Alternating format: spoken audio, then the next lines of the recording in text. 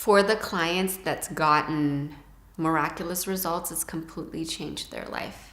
It changes the trajectory of that child's life for the rest of their life. It changes the whole family. Relationships, marriages, typical kids, less fighting, more peace at home. And then that in turn, it just grows from there, right? Like impacts whoever that person interacts with at the workplace, in their families, extended families.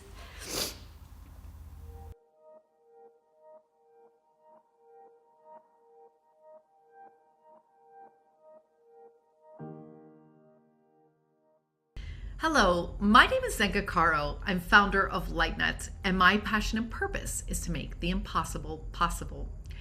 I am here today with Tina Sue of the Hi Mama program, where this truly feels impossible, and yet Tina Sue has done it. She, in healing her own son of ADHD, epilepsy, and stage 2 autism, has discovered a way to do this that has completely reversed her son's conditions. Now, she has taught over 800 parents how to do this. It's effective. And in fact, in children under 5 who are not speaking due to autism or other effects, she has a 100% success ratio for people that do her 3-month program. It's absolutely mind-blowing the courage she has had to come up against these difficult diagnoses and bring hope to a whole new generation of people that are working at the root level to bring big hope to families and children around the world. It is my great honor to bring Tina Sue on today.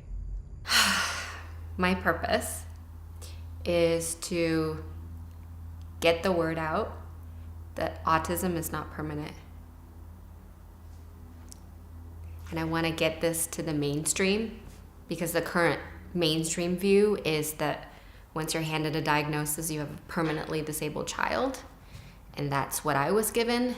That's what I was told for 9 years. I lost a lot of time. My son was diagnosed with autism, ADHD, and epilepsy. And we had done everything conventional medicine had told us to do. When you're given a diagnosis, the only options are for autism, you have ABA, OT, speech therapy. For ADHD, there's ADHD medication. So we did that. We did anything that like the conventional doctors told us to do. And he was on multiple ADHD medications because they all stopped working. After some time, you up the doses, and every medication had side effects, so he just had a lot of medication. And he wasn't sleeping, and he wasn't really eating. He was so severely underweight. Anyway, when he was 9 was when the last of his ADHD medication had stopped working. We had probably gone through 7 over the last, 5 years, and there was like nothing was working, and he just stopped sleeping completely. And his symptoms just got worse and worse and worse. And that was kind of the turning point for me. It was like the last straw. And the story is, so at the time I had another Instagram account that had a lot of people on it. And I had shared for the first time, what does it look like to have a child like with autism? And it was like one of these nights where he had punched another TV. It was like... third iPad for the year. He had punched another TV, and it was just, I just showed a bunch of behind the scene stuff. And he also emptied the deep freezer completely, broken some glass, stepped over it. And I just had one of these low moments, and I posted in Instagram stories, what is it like to have a child with autism behind the scenes? And I've never posted before. And it was a large account. I, at the time, had 800,000 followers. It's a different previous life. And I had gotten hundreds of messages. Like prior to that, I've never talked about it before. Just on the outside, we just look like a normal family, with family photos, doing things, I've never talked about it. And that was like the first time. And so I was actually really surprised by the response. I had gotten hundreds of messages from like families and like just people that was on that account that was like resonating. Like I either have a child or I know a child resonating with like, oh, this is like normal and whatnot. And out of all of those messages, I had one mom that messaged. And she said, my child used to have behaviors like that. I changed his diet and he no longer has symptoms like that. And for me, like, honestly, like if you had told me a month earlier or a year earlier, I would have like told you to F off. Am I allowed to swear? I would have told you, I would have been like holistic healing, like you have no idea how hard my life is. I would have flipped them off. But at that moment, I really had my back against a wall because we had literally done everything. And he was getting worse and worse and worse. And he had all the textbook symptoms and the last of his medication stopped working. He wasn't sleeping, stopped sleeping. And it was just chaos. It was chaos. I forgot to mention that when he stopped sleeping, the thing is he needed 24-hour assistance because he could hurt himself in the middle of the night. So we would have sensors on his doors.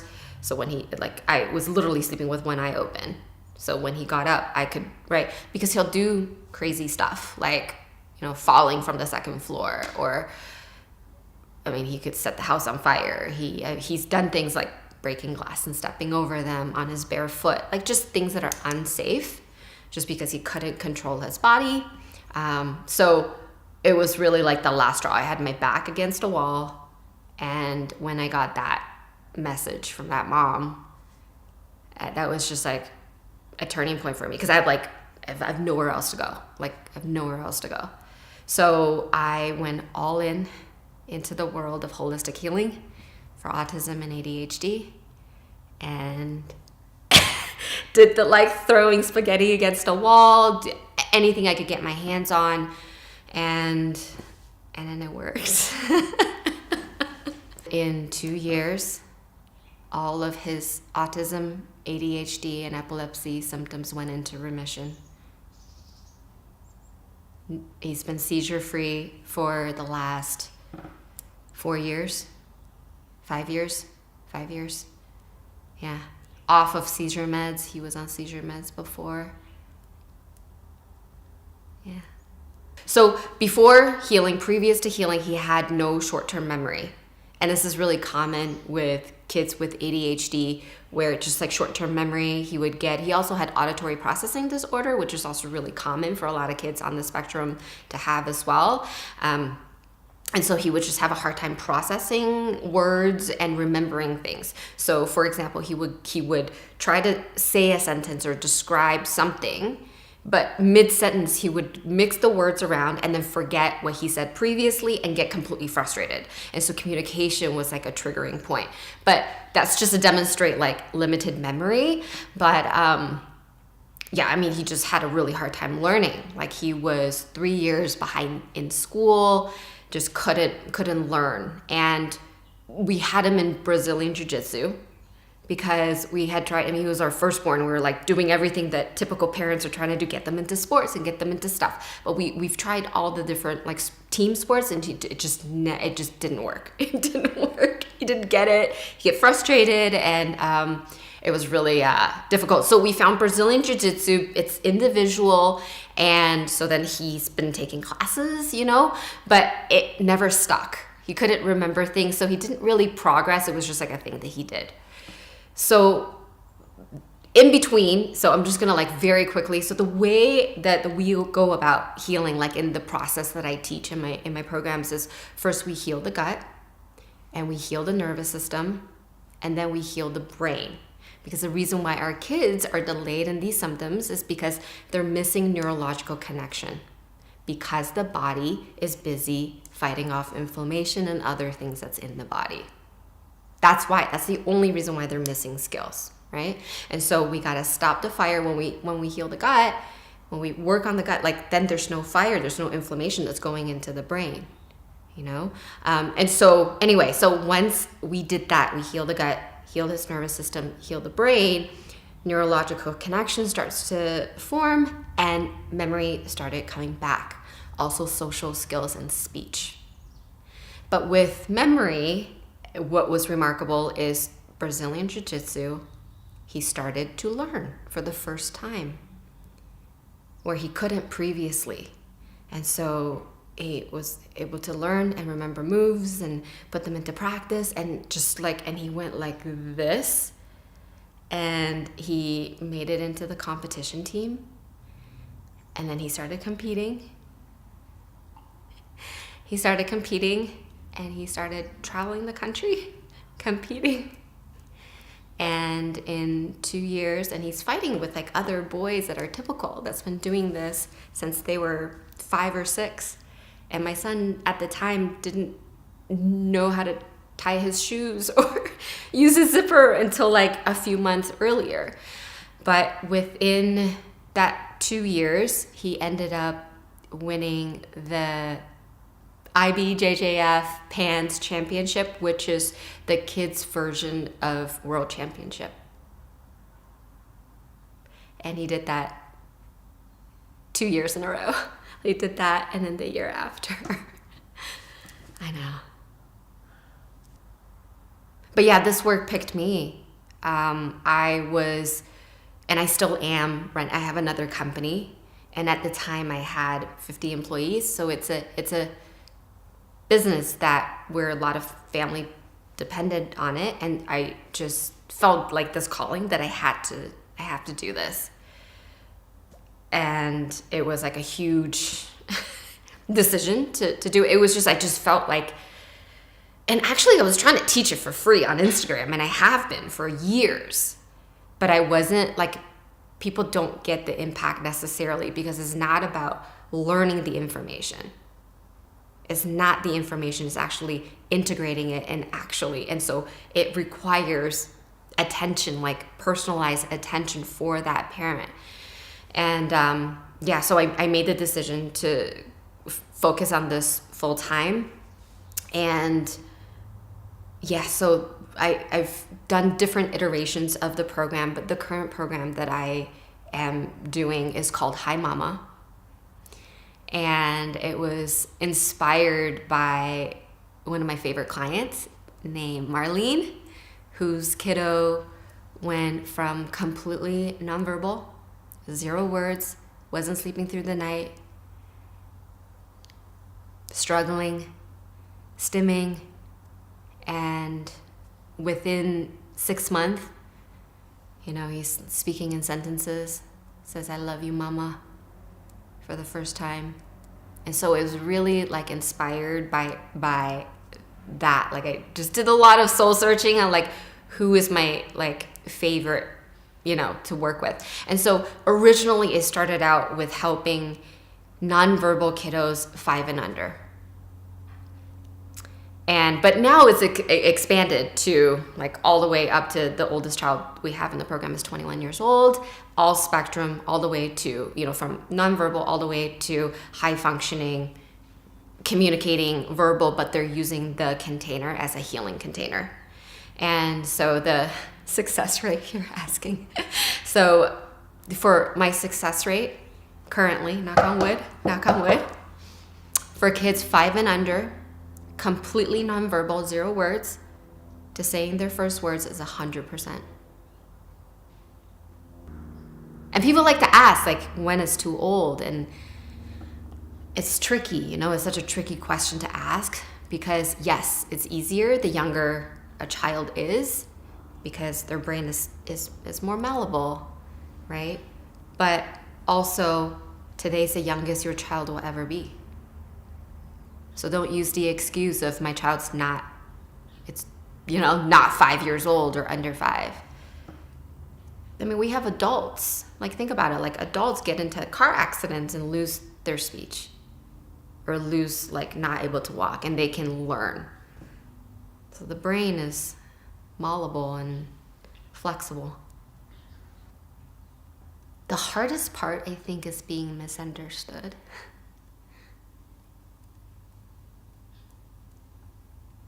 Yeah. I wasn't expecting that. Yeah.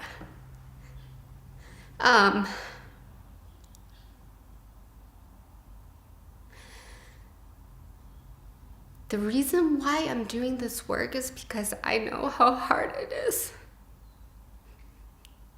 Like, just how dark it gets. And nobody understands. And like, yeah, I want, like, ultimately for this to be mainstream so that if a parent is handed a diagnosis, like, hey, there's something you can do. It's not just go to speech therapy and ABA and medication. But truly, like,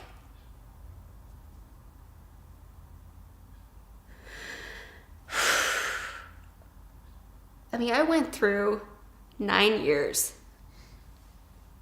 It's probably like the darkest, like, it's